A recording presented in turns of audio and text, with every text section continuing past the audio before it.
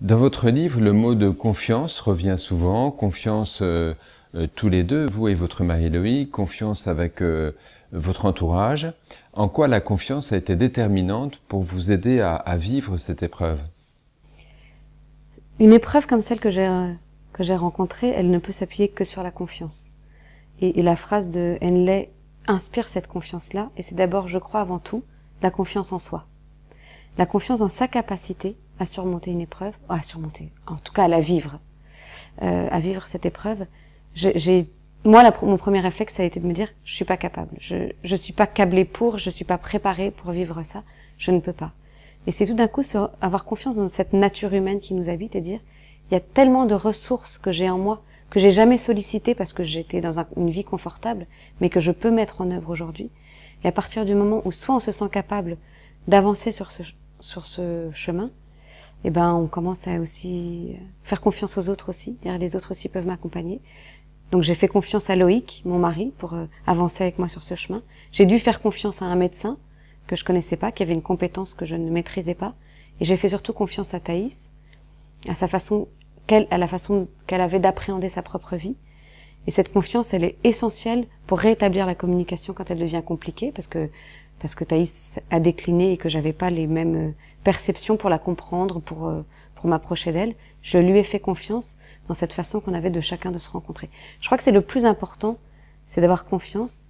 C'est pas confiance en la vie, parce que la vie, c'est ce qu'elle nous envoie, on va justement pas le maîtriser, mais c'est confiance en soi pour vivre cette vie. Dans une interview, votre mari Loïc évoque votre aîné, qui s'appelle Gaspard, et il dit, du haut de ses 4 ans, Gaspard nous a aidés à tracer notre chemin. Comment vous a-t-il aidé à tracer votre chemin? Gaspard, il nous a aidés à tracer notre chemin comme un petit garçon de 4 ans, avec cette insouciance qui n'est pas de l'innocence, propre aux enfants. Les enfants sont très conscients de ce qui se passe en général. Les enfants parlent de la mort, les premiers, avec beaucoup plus de simplicité que nous. Les enfants affrontent les difficultés, mais ils les vivent dans quelque chose, dans un temps qu'on a oublié, c'est le présent. On a tous vécu comme ça, à un moment ou à un autre, l'instant présent. Et quand Gaspard nous aide à tracer notre route, c'est qu'il nous aide juste à avancer un pas après l'autre. Parce que quand on a comme nous une conscience adulte et qu'on apprend que son enfant va mourir, la première chose, c'est qu'on est empêtré par des plus jamais et des pour toujours, quoi. Dans sa tête, on se dit, plus jamais elle ne va faire ça, pour toujours elle va me manquer. Et on oublie juste qu'il y a cet instant qu'il faut vivre et habiter. Et Gaspard, en fait, lui, il nous a invités à 100 fois, 1000 fois, tous les jours, à chaque instant, à dire, qu'est-ce qui se passe maintenant? Sans le verbaliser, mais juste sa façon de faire. Je crois qu'on l'a juste imité. Gaspard et Thaïs nous ont permis de retrouver notre âme d'enfant et de nous dire, si l'instant est triste, je pleure, je vis l'instant tel qu'il est, et s'il est heureux, je suis capable d'être heureuse aussi. Vous évoquez également beaucoup dans 2 petits pas sur le sable mouillé le thème de l'espérance. Comment évoquer l'espérance quand le destin paraît si fermé d'avance? Mais je crois que l'espérance, c'est pas tout à fait l'espoir. C'est deux données qui sont un peu différentes. Alors, on nous a dit qu'il n'y avait pas d'espoir. Il n'y avait pas d'espoir de guérir Thaïs.